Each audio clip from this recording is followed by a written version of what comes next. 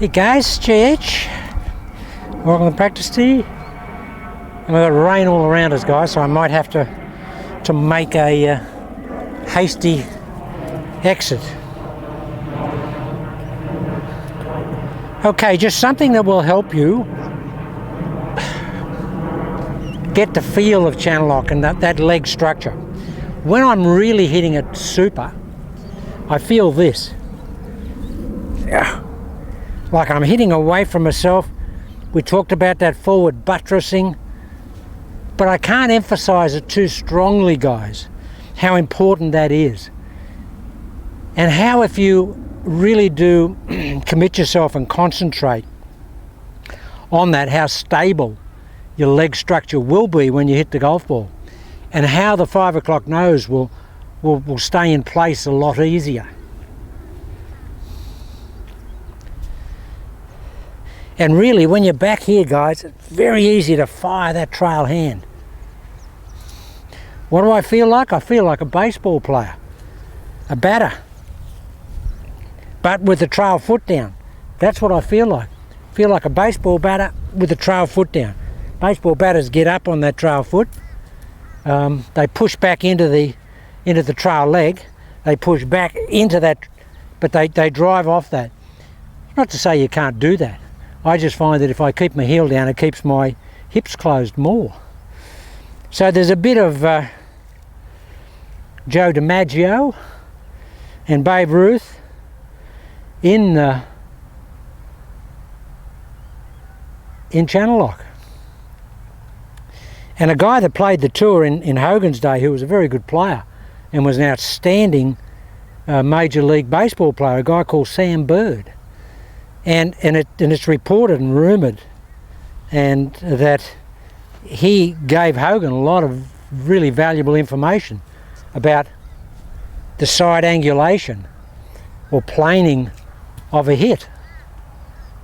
Jimmy Ballard was a protege of Sam Bird, but Sam Bird very much had that. He said the only difference between a baseball swing and a golf swing was the plane that it was played on. That was the golf swing plane and this was the baseball plane, but he said everything else was the same. I think there are great similarities, no question. And I played baseball, but not to any great degree of competency. I've just hit shots and played sort of social baseball. And I was a pretty good batter. I mean, I could get the ball out there. But I had no trouble making contact. So that was very natural for me to swing on that plane. So if we don't want to emulate a baseball swing, I mean a baseball swing is here, but there's a lot of that in channel lock when you're doing it well. And I'll try and overemphasize that in this shot. It really does help me with my 5 o'clock nose.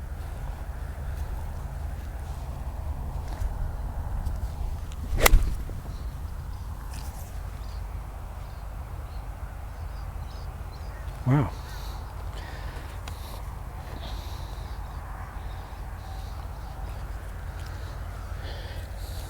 Get that structure into those legs.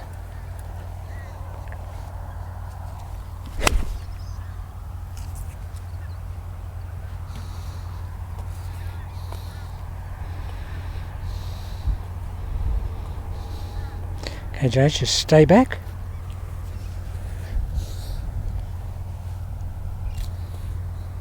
Over with the cows today, guys. Matter of fact, there's a few cows there right now doing their business, and it's downwind. A lot of people come over here, particularly visitors from overseas, and they want to have lessons in the cow paddock because they like that. And they come over here sometimes and they say, "Oh, it's got a very earthy smell, hasn't it, JH?" So yeah, it's I don't actually call it earthy. Fresh cow manure is not earthy. Okay, so here it is.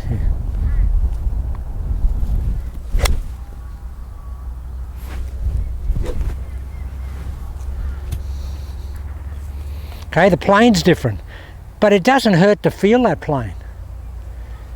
I feel that my plane is a lot flatter and a lot,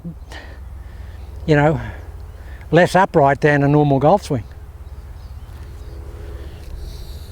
I mean, that was just absolutely blitzed.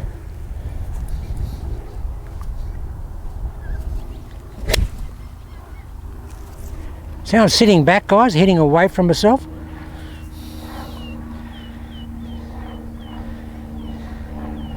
Just hitting away from myself.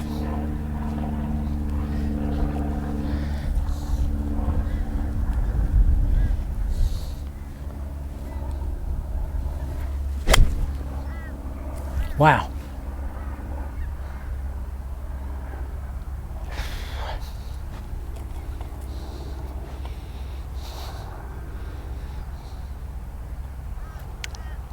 That was motoring. That was motoring. Just hit a couple of my little toy 18 degree 7-iron length hybrid.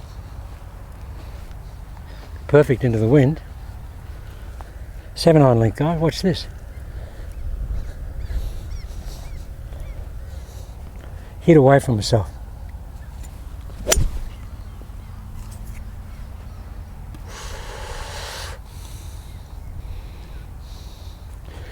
This is a great club out of this crabgrass. Now guys, that's almost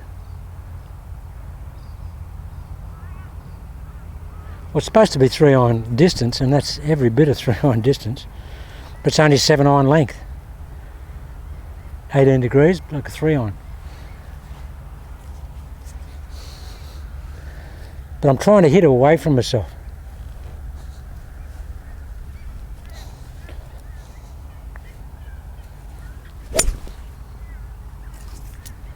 So even though I end up a little bit here, that trail leg is still inside that lead leg.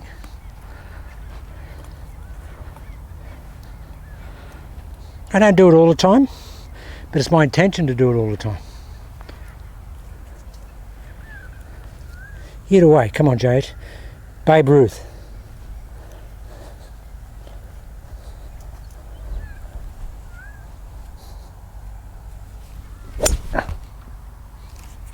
Wow. Hitting at a big old tree up here, dead into the wind. Tree's about 1 metre wide in the trunk, and those shots are just, you know,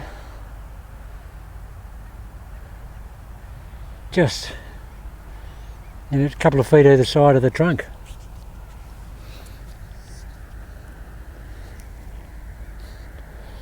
Come on, Chase. Stay back.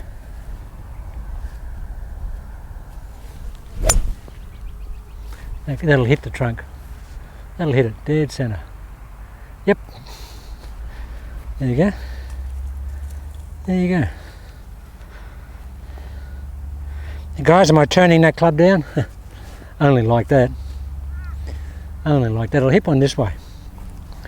Give you a better, different look.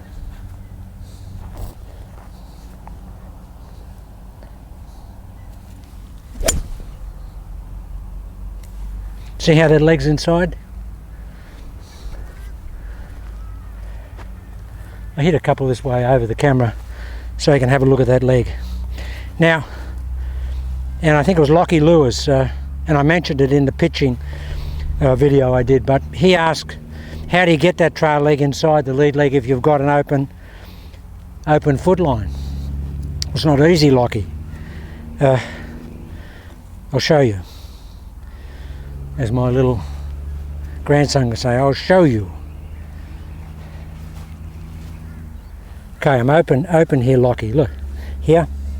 Then all I do is I just cock. I'm open with the stance, but I just cock that forward. I just cock my hip forward, here. And see, I'm still in there, Lockie, see? Even though my stance is open. Because I've cocked that lead hip forward.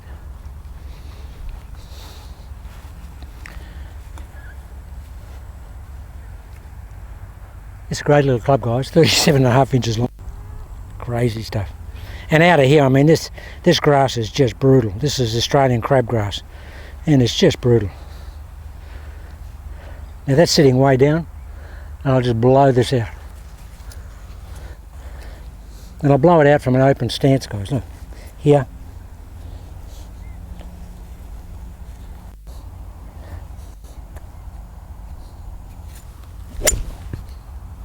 See that, Lockie? Look, it's still there.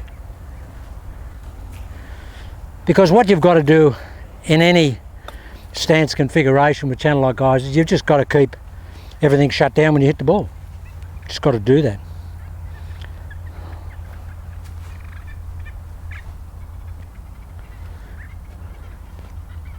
I'd hit some that way, but there's some guys down there.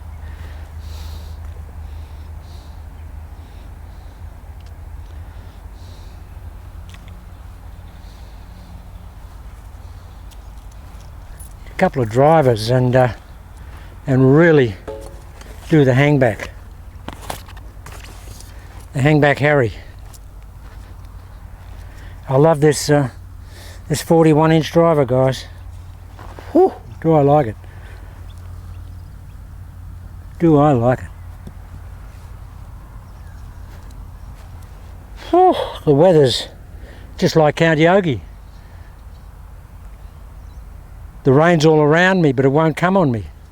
Count Yogi said he never had a show that he had to cancel because of rain. The rain always stopped and the sun came out. 520 times it did it in the 10,000 shows he did or something.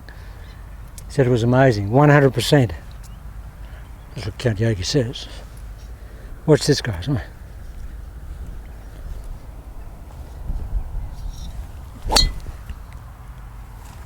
that tree I was hitting at, that's just taking pictures of that as it's gone over into the wind. Now there's a lot more velocity clearly in the driver, so it wants to pull you forward, so you've got to resist that. You've got to resist it. Now, see where that ball is, guys?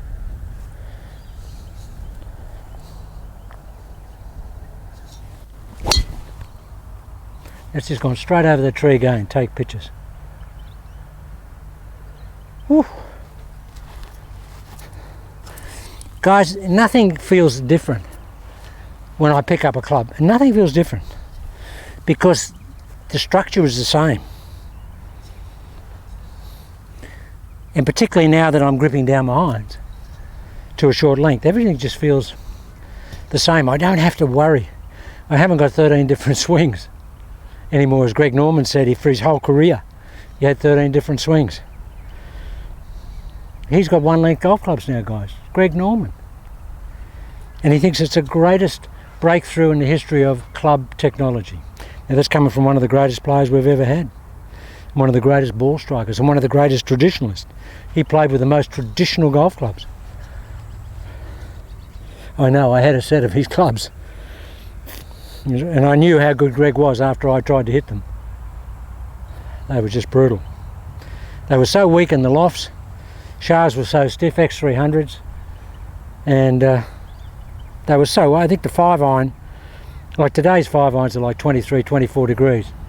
His was 33 degree 5-iron. And when I hit him nowhere, and he hit him miles. But they were traditional guys, they just looked like 1930s Tommy Armour silver, like the old McGregor Tommy Armour silver Scott irons. That's what they looked like. They weren't as long in the blade as those, but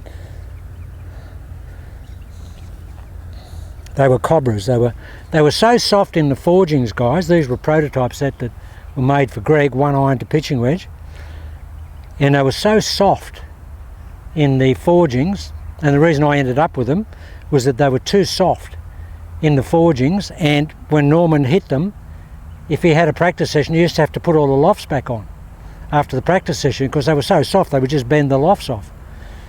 And I didn't hit as hard as he did, but after 4 or 5 practice sessions I had to loft and lie the golf clubs. They were so soft in the hosel, unbelievable. But the feel off the face was amazing. And they had those, the first of the black chrome shafts. They were a great set of golf clubs. I wish I still had them. I had them stolen out of my office when I had the teaching facility. Just went round to the toilet one day, came back, and I never realised for a couple of hours later, but the bag and everything was gone with those clubs in it. They were Greg's. I couldn't hit them anyway, but I would like to have kept them. Here we go, guys. Watch this. Come on, buttress up, Jays. Wow.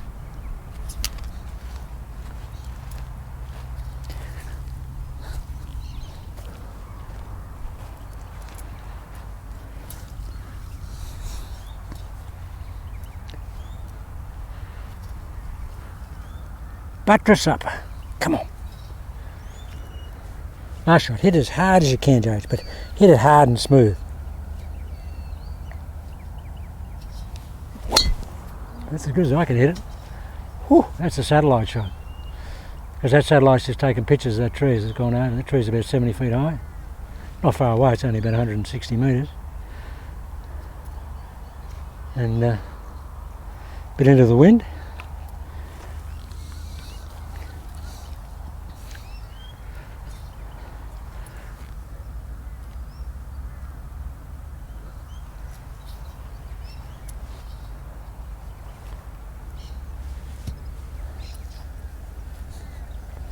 Nice one.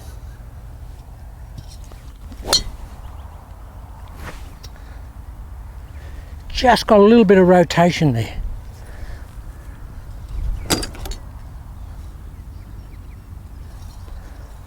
That was because I lost my footing a little bit. I really pushed down on my lead foot and it just went out a little bit and I just got a bit of rotation. But that was all. I just got a little, almost like a little straight pull. I mean, it never went left of the target line, it just went on the target line. Whereas all the channel lock shots normally go to the right of the target line. Okay, last shot, come on. That's it. Okay, starting to rain, guys. Okay, just a couple of things today and I just want to reinforce a few things.